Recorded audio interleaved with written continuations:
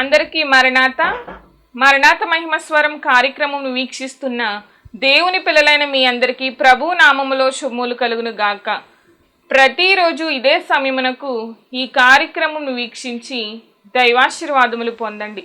ఇప్పుడు pastor Samuel Sundar Reddy గారు దేవుని వాక్య వర్తమానం అందిస్తారు. శ్రద్ధగా ఆలకించండి. దేవునికి స్తోత్రం. అందరికీ మరణాత. దేవుని మహాకృపను బట్టి బ్లెస్సింగ్ ఛానల్లో వాక్య సందేశాలు ప్రారంభించి నేటికి సంవత్సర కాలం గడిచింది. మరి ఈ సంవత్సరం అంతా కూడా దేవుడు తన మహాకృపను బట్టి తన ఆత్మశక్తితో ఈ కార్యక్రమాన్ని జరిగించుకుంటూ ముందుకు వెళుతూ ఉన్నారు.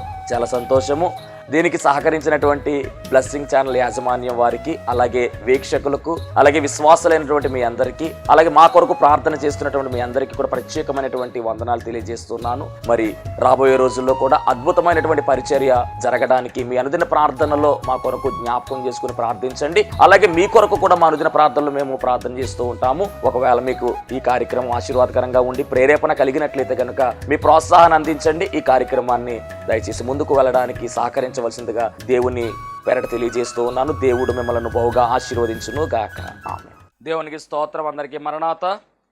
దేవుడు మనకు అనుగ్రహించిన ప్రాముఖ్యమైన సమయంలో దేవుని వాక్యాన్ని ధ్యానించుకుందాము. ముందుగా పరిశుద్ధ గ్రంథంలోని వాక్య భాగాన్ని చదువుకుందాము.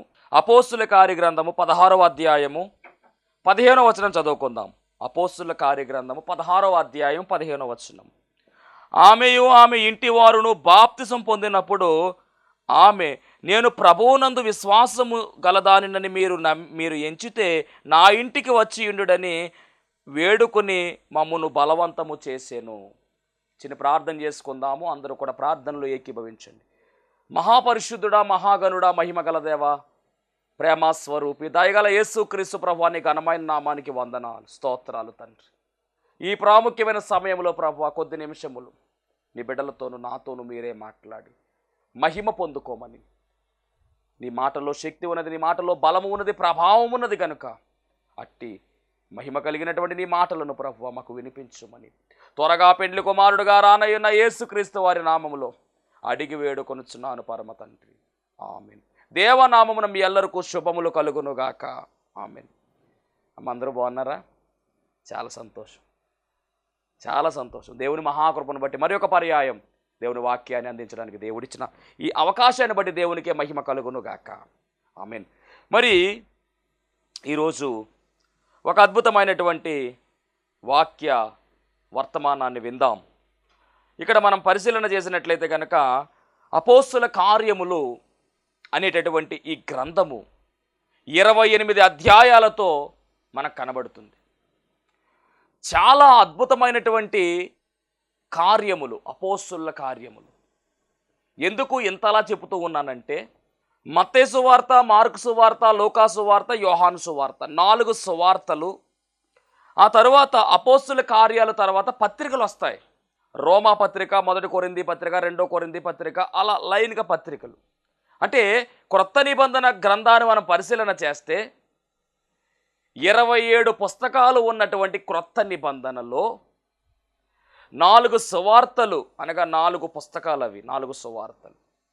ఆ తరువాత పరిశీలన చేస్తే అపోస్తుల కార్యాలు, ఆ తరువాత పత్రికలు ఉన్నాయి. అంటే సువార్తలకు పత్రికలకు మధ్యలో ఉన్నటువంటి గ్రంథమే అపోస్తుల కార్య గ్రంథం. అంటే ఇటు సువార్తలకు అటు పత్రికలకు మధ్యలో ఒక బ్రిడ్జు, ఒక వారధి. పత్రికలు మనకు బాగా అర్థం కావాలి అంటే ఖచ్చితంగా అపోస్తుల కార్యగ్రంథం మనం చదవాలి. వాక్యం ఇట్టినటువంటి దైవ జనాంగమ గమనించండి. పరిశుద్ధ గ్రంథమైన బైబిల్ గ్రంథములో అపోస్తుల కార్యగ్రంథము మనము ఖచ్చితంగా చదవాలి. ఎందుకు అంటే పత్రికల్లో ఉన్నటువంటి ఆ పత్రికలు, అంటే సంఘాలకు రాసినటువంటి పత్రికలు కొన్ని ఉన్నాయి.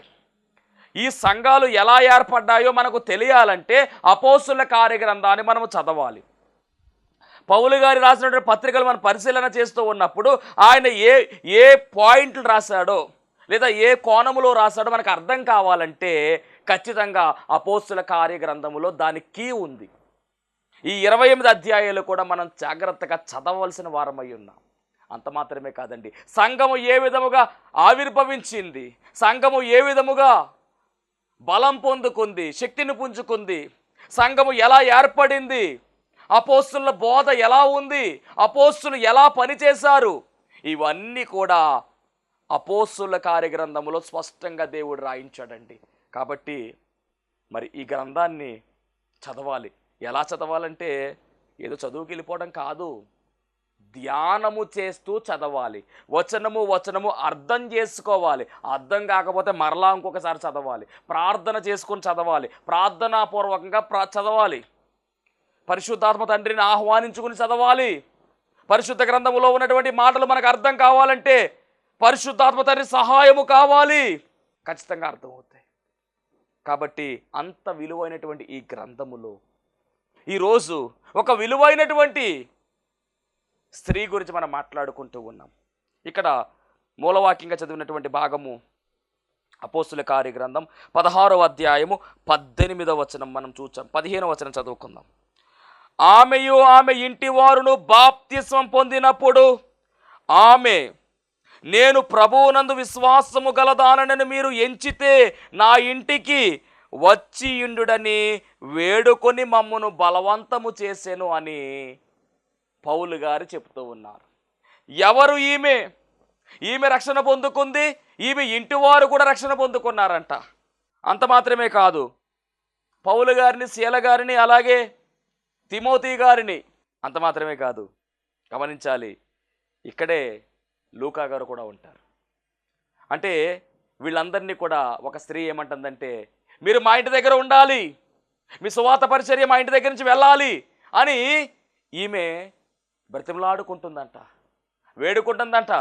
ఇంకో మాట అంటూ ఉన్నారు అక్కడ, ప్రభువునందు విశ్వాసము గలదాన్నని మీరు ఎంచితేనే, నేను ప్రభువునందు పూర్తిగా విశ్వాసం కలిగి ఉన్నానని మీరు అనుకుంటేనే మా ఇంటి దగ్గరికి రండి అని ఆతిథ్యం ఇవ్వడానికి ప్రయత్నం చేస్తుంది. ఎంత గొప్ప ధన్యత అండి ఇది. మా ఇంటి దగ్గర నుంచి సువార్త వెళ్ళాలి, మా ఇంటి దగ్గర మీరు ఉండాలయ్యా అని చెప్పి మరి పౌలు గారికి, శీల గారిని, అలాగే తిమోతి గారిని ఆహ్వానిస్తూ ఉంది. ఎంత గొప్ప ధన్యత. దేవునికి మహిమ కలుగును గాక. ఎవరి స్త్రీ? ఎవరి స్త్రీ అంటే కనుక ఐరోపా ఖండాన్ని అనగా యూరప్ ఖండాన్ని వెలిగించినటువంటి స్త్రీ, మొట్టమొదటి సువార్థికురాలిగా కనబడుతున్నటువంటి స్త్రీ, ఐరోపా ఖండంలో మొట్టమొదటి సువార్థికురాలుగా కనబడుతున్నటువంటి స్త్రీ ఈమె. ఐరోపా ఖండం అనగా యూరప్ ఖండాన్ని వెలిగించినటువంటి స్త్రీగా మొట్టమొదటిగా రక్షణ పొందుకున్నటువంటి, ఆ ఖండములో మొట్టమొదటిగా రక్షణ పొందుకున్నటువంటి గొప్ప స్త్రీ ఎవరు అంటే ఇప్పుడు మనం మాట్లాడుకున్నటువంటి స్త్రీ ఎవరు అంటే ఆమె పేరే లూదియా. లిడియా అని పిలుస్తారు ఇంగ్లీష్లో.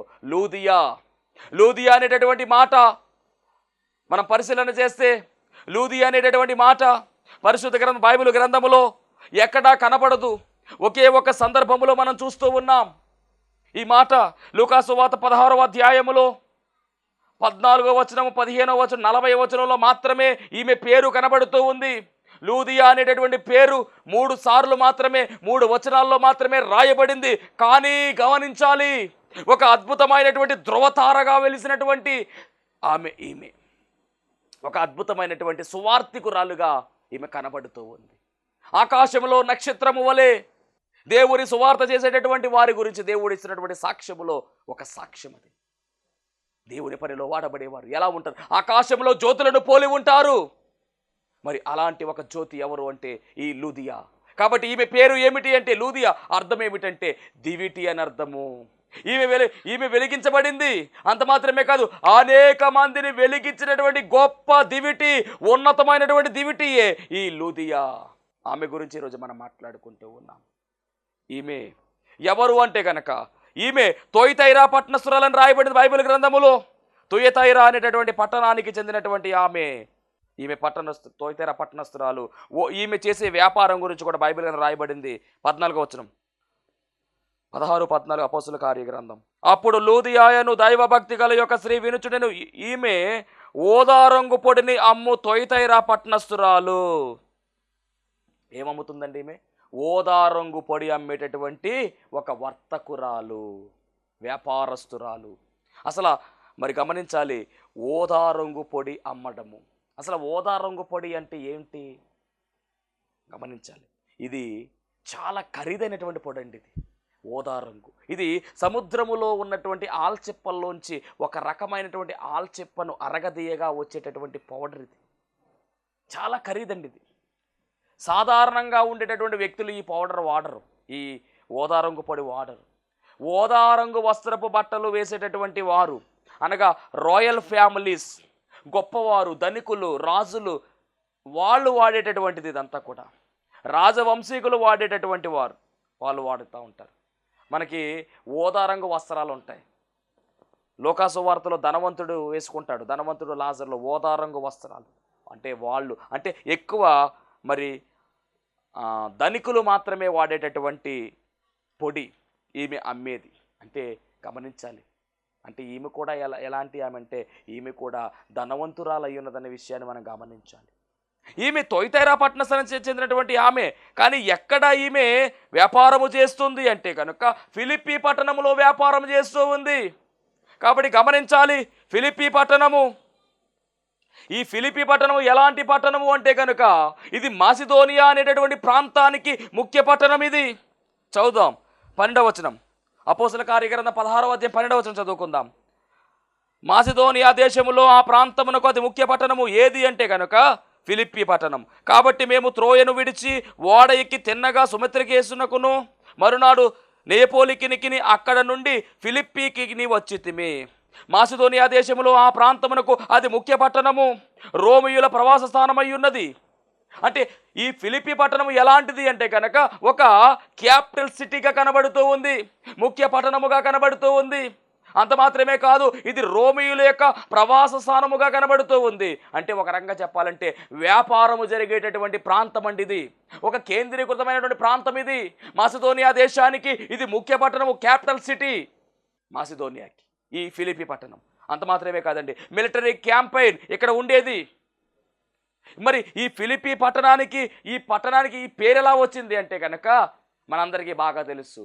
అలెగ్జాండర్ ది గ్రేట్ అనేటటువంటి గ్రీకు యుద్ధవీరుడు. అంత మాత్రమే కాదు, మరి ఈయనకున్నటువంటి పేరు అలెగ్జాండర్ ది గ్రేట్. ఎక్కడ కూడా ఓటము లేకుండా ముందుకు వెళ్ళినటువంటి గ్రీకు సామ్రాజ్యానికి అధినేత అతను. అతని తండ్రి గారి పేరు ఫిలిప్.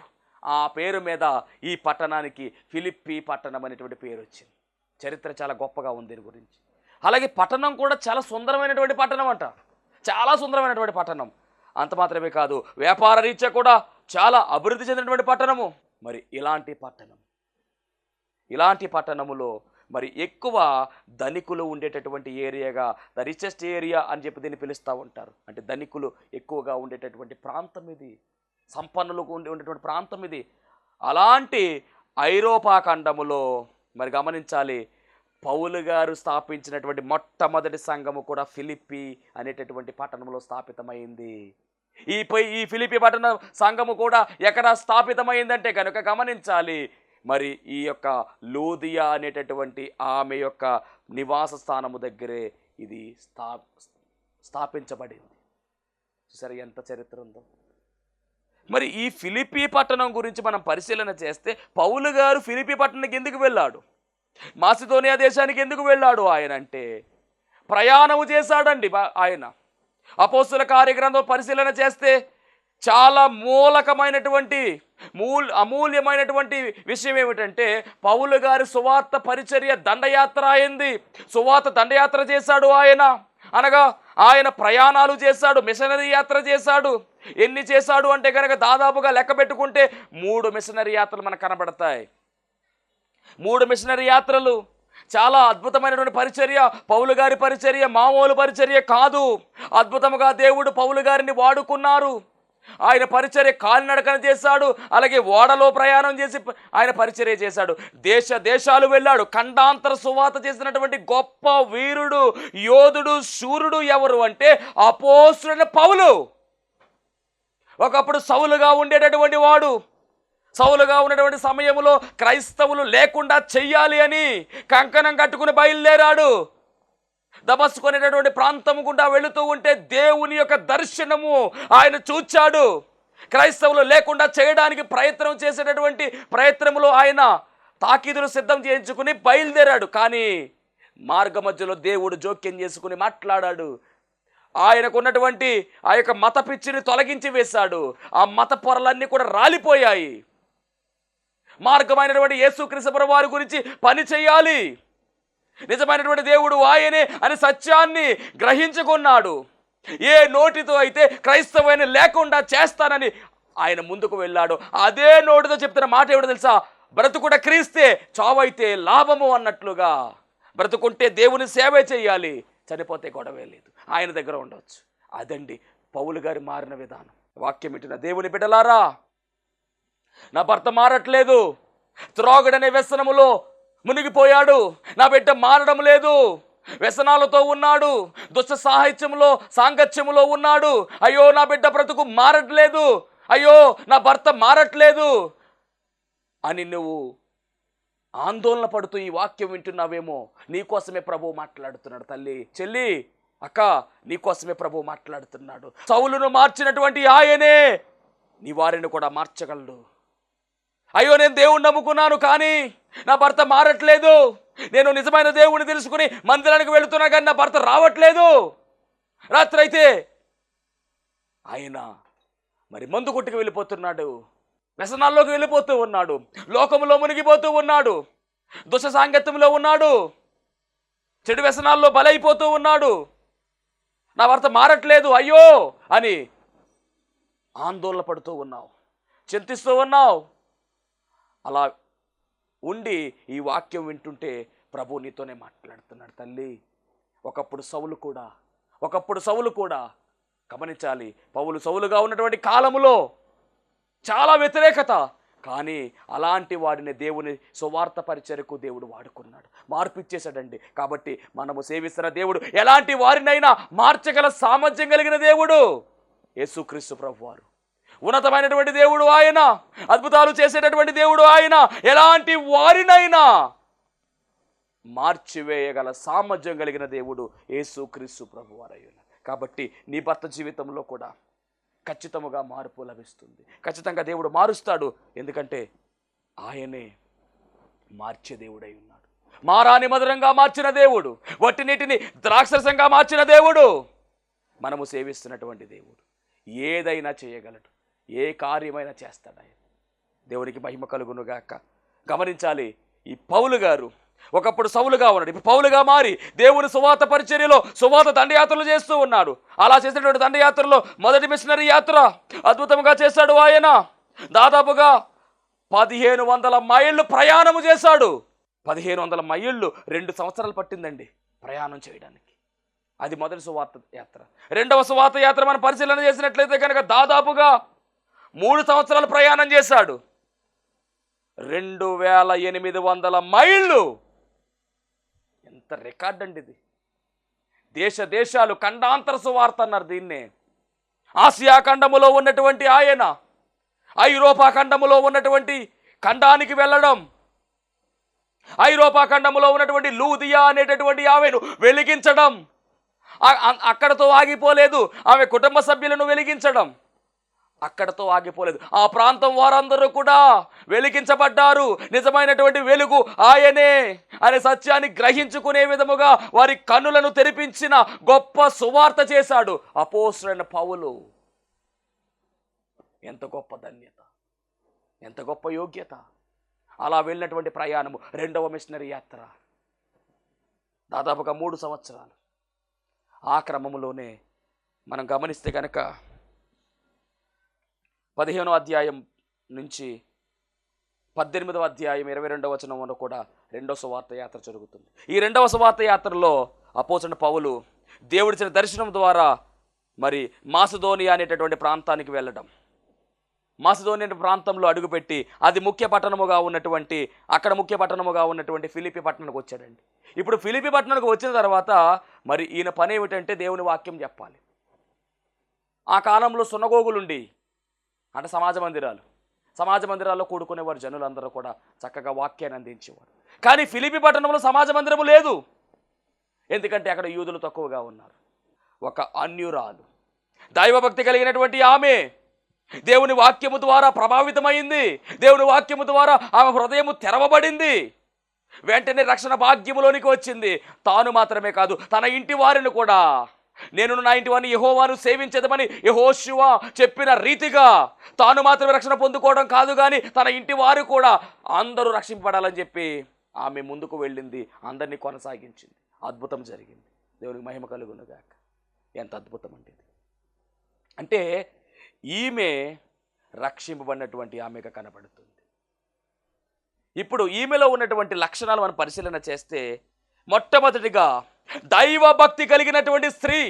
ఈరోజు మనము కూడా దైవభక్తి కలిగి ఉన్నామా లేదా? దైవభక్తి గురించి పరిశుద్ధ గ్రంథమైన బైబిల్ గ్రంథము చాలా స్పష్టముగా సెలవిస్తూ ఉంది. 1 తిమోతి పత్రిక 6వ అధ్యాయము 6వ వచనము, సంతృప్తి సహితమైనటువంటి దైవభక్తి గొప్ప లాభ సాధకమై ఉన్నది అని రాయబడింది. కాబట్టి దైవభక్తి మనం కలిగి ఉండాలి. ఇది ఒక లాభ సాధకముగా ఉంది. అంత మాత్రమే కాదండి, ఇది 1 తిమోతి పత్రిక 4వ అధ్యాయము 8వ వచనంలో కూడా చాలా స్పష్టంగా చెప్తుంది, శరీర సంబంధమైనటువంటి సాధకము. కాబట్టి మనము భక్తి చేయాలి. ఇది ఎలాంటి సాధకం అంటే శరీర సంబంధమైనటువంటి సాధకం. ఈ భక్తి విషయంలో ఎక్కడా కూడా మనం రాజీ పడకూడదు. ఈ భక్తి కాబట్టి భక్తి పరులుగా మనం ఉండాలి. భక్తి విషయంలో ఎక్కడ కూడా రాజీ పడకూడదు. ఏ విషయంలో కూడా తగ్గడానికి వెళ్ళదు. భక్తి విషయంలో మనం స్థిరంగా ఉండాలి. యెహోవా యందు భయభక్తులు కలిగి ఉండాలి అని రాయబడింది బైబిల్ గ్రంథములో. సామెతల గ్రంథం పరిశీలన చేస్తే యెహోవా యందు భయభక్తులు కలిగిన వారికి జ్ఞానము లభిస్తుంది. యెహోవా యందు భయభక్తులు కలిగి ఉండటే జ్ఞానమునకు ముఖ్యాంశమని రాయబడింది. కాబట్టి ఈరోజు నీ జీవితంలో జ్ఞానము కావాలన్నా, నీ జీవితంలో విజయము కావాలన్నా, నీ జీవితంలో ఆశీర్వాదం కావాలన్నా, నీవు దేవునికి మరింత దగ్గరగా ఉండాలన్నా, పరలోక రాజ్యంలో నువ్వు స్థానం సంపాదించాలి అన్నా, నీ జీవితంలో అద్భుతాలు జరగాలి అన్నా, నీవు దేవుని యందు భయభక్తులు కలిగి జీవించు. భక్తులైనటువంటి వారు కాబట్టి వారి జీవితాల్లో ఆశీర్వాదాలు కలిగాయి. మరి ఈరోజు నీ జీవితంలో ఆశీర్వాదం కావాలన్నా, పరలోక రాజ్యంలో నిత్యము ఆయనతో ఉండాలి అన్నా, ఖచ్చితంగా చేయవలసిన పని ఏమిటంటే దైవభక్తి కలిగి ఉండి ఆయనందు భయభక్తులు కలిగి జీవించాలి. ఈమె జీవించింది అలా గమనించాలి. దైవభక్తి కలిగింది. ఒక దావీదు కావచ్చు, దానియేలు కావచ్చు, సమూయేలు కావచ్చు, భక్తులు ఉన్నారు. వాళ్ళు అలా జీవించారు కాబట్టి వారి జీవితాల్లో అద్భుతాలు జరిగాయి.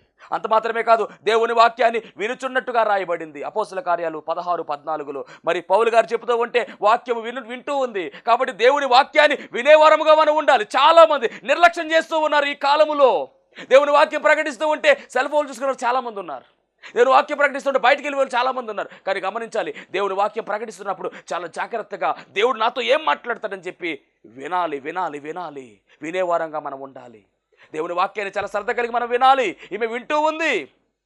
వినడం వల్ల ఏం కలుగుతుందంటే విశ్వాసం కలుగుతుంది. దేవుని మాట వింటే ఆశీర్వాదం అని రాయబడింది పరిశుద్ధ గ్రంథములు. కాబట్టి మనము దేవుని వాక్యాన్ని వినేవారముగా ఉండాలి. దేవుని వాక్యాన్ని మనం వినాలి. వినడం వలన విశ్వాసము కలుగుతుంది. ఎందుకంటే దేవుని మాట శక్తివంతమైనది. మనుషుడు వల్ల మాత్రమే కాదు, కానీ దేవుని నోట నుంచి ప్రతి మాట వల్ల జీవించునని రాయబడింది. కాబట్టి గమనించాలి. మరి ఈమె రెండవదిగా దేవుని వాక్యాన్ని వింటుందండి. అలా వింటూ ఉంటే ఈమెలో మూడవది విశ్వాసము కలిగింది. విశ్వాసం కలిగితే కార్యాలు జరుగుతాయి. ఏ కార్యము జరిగిందంటే రక్షణ కార్యము జరిగిపోయింది ఈమె జీవితంలో. అంత మాత్రమే కాదండి, విన్నటువంటి ఈ మాటలందు లక్ష్యం ఉంచింది. చాలామంది మాటలు వింటారు, దేవుని వాక్యం వింటారు, కానీ ఆ వాక్యాన్ని జీవితంలోనికి అన్వయించుకోరు, వాక్యానుసారంగా నడుచుకోరు. వాక్యం వినడం ఒక ఎత్తు అయితే, ఆ వాక్యాన్ని మన జీవితంలోనికి అప్లై చేసుకుని ఆ వాక్యానుసారంగా మనము నడవడం ఒక ఎత్తు అయి ఉన్నది. మీరు నా మాట విని ఈ మాట చొప్పున మీరు జరిగిస్తే ఈ దీవెనలన్నీ మీకే అని వాక్యములో రాయబడింది. వినడం వలన ఒక దీవెనైతే ఆ చొప్పున జరిగించడం వలన ఒక దీవెన. ఆ మాటను లక్ష్యం ఉంచింది కాబట్టి రక్షణ కార్యం జరిగింది. ఈరోజు దేవుని వాక్యం వింటున్నావు, బాగానే ఉంది. ఆ వాక్యాన్ని ఎంతవరకు నువ్వు పాటిస్తూ ఉన్నావు, ఎంతవరకు నీ జీవితంలో అప్లై చేస్తూ ఉన్నావు, ఎంతవరకు నువ్వు దేవుని యొక్క వాక్యానుసారంగా నడుచుకుంటూ ఉన్నావు. దేవుని యొక్క వాక్యానుసారముగా, ఆయన చిత్తానుసారంగా మనము నడవలసిన వారమై ఉన్నాం. ఎక్కడ కూడా రాజీ పడకూడదు. లోకానుసారంగా మనం నడవడానికి వీలు లేదు. దేవుని వాక్యానుసారంగా మనం నడవాలి. ఇక గమనించాలి, ఎప్పుడైతే ఈ కార్యాలు జరిగాయో ఐదవదిగా బాప్తిసం పొందుకుంది. నమ్మి బాప్తిసం పొందుకున్నవాడు రక్షింపబడునని రాయబడింది వాక్యములో. కాబట్టి బాప్తిసం పొందుకుంది. వాక్యం వింటున్నటువంటి ఓ దేవుని బిడ్డలారా, ఇంకా నీవు రక్షణ భాగ్యములు రాకపోతే త్వరపడు. సమయము లేదు, త్వరపడు. తర్వాత తీసుకుందాములే, రేపు తీసుకుందాములే అని వాయిదా వేయొద్దు. ఇదే మిక్కిలి అనుకూలమైనటువంటి సమయము.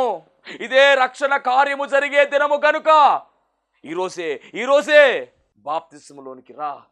ప్రభువును పూర్తిగా అంగీకరించు, మారు మనసు పొందు, పాప క్షమాపణ పొందుకో, బాప్తిస్మంలోనికి రా, దేవుడు కార్యాలు జరిగిస్తాడు. దేవుడు మహిమ కలుగునుగాక. ఈమె బాప్తిస్మం పొందుకుందని. అంత మాత్రమే కాదు, ఈమె ఇంటి వారందరూ కూడా బాప్తిస్మాన్ని పొందుకున్నారంట. అంటే ఈమె రక్షణ పొందుకొని అందరినీ కూడా నడిపించేసింది. వాక్యం వింటున్న ఓ తల్లి, ఓ చెల్లి, ఓ అక్క, నీ భర్త విషయం ఏంటి, మరి నీ బిడ్డల విషయం ఏంటి ఆలోచించవా? వారి కోసం ప్రార్థన చేస్తున్నావా? వారికి చెప్తున్నావా? చెప్పాలి వారికి రక్షణ, యేసుక్రీస్తు ప్రభువు వారి యొక్క ఔన్నత్యం, ఆయన ప్రేమ, ఆయన గొప్పతనం వివరించు, జీవితంలో జరిగే కార్యాలను చూపించు. వారు మారాలి. వారి రక్షణ కార్యము నీ చేతుల్లో ఉంది. బాధ్యత నీ మీద ఉంది. లూదియా తాను మారడం మాత్రమే కాదు, తన రక్షణ పొందుకోవడం మాత్రమే కాదు, తన కుటుంబంలో ఉన్న వారందరికీ రక్షణ భాగ్యం నడిపించింది. అట్టి కృపలో మనం ఉండాలి. అంత మాత్రమే కాదండి, ఈమెలో ఉన్నటువంటి 7వ లక్షణం ఏమిటి అంటే కనుక దైవ సేవకులకు ఆతిథ్యం ఇచ్చింది. ఎంతగా ఆతిథ్యం ఇచ్చిందంటే, వారు మీరు మా ఇంట్లో ఉండాలి, ఇక్కడ సువార్త చేయాలని చెప్పేసి వారు నిలబెట్టేసిందండి. ఫిలిప్పీ పట్టణంలో సంఘం ఎక్కడ ఏర్పడిందంటే లూదియా ఇంటి దగ్గర సంఘం ఏర్పడింది. ఇప్పుడు మనం చదువుతున్నటువంటి ఫిలిప్పీ పత్రిక ఆ సంఘానికి రాయబడింది. ఐరోపా ఖండంలో ఏర్పడినటువంటి సంఘం అది. దీనికి నాయకురాలు ఎవరు అంటే కనుక, మొదటి బీజం ఎవరు అంటే కనుక ఈ లూదియా. ఐరోపా ఖండంలో మొదటిగా వెలిగించబడినటువంటి మొదటి దివిటి లూదియా. ఆమె తరువాత వారి కుటుంబము, ఆ కుటుంబం తర్వాత పుతోను అనేటటువంటి దయ్యం పట్టినటువంటి ఆమె కుటుంబము, ఆ తర్వాత మరి అక్కడ ఉన్నటువంటి జైలు ఆ అధికారి యొక్క కుటుంబము, అలాగే ఖైదీల యొక్క కుటుంబాలు, ఇవన్నీ కూడా మారాయి. అంటే ఫిలిప్పీ పట్టణములో ఒక సంఘము ఏర్పడిపోయిందండి. ఈ సంఘానికి మూలరాయి ఎవరు అంటే కనుక ఈ లూదియా. ఇలా జీవిందామా?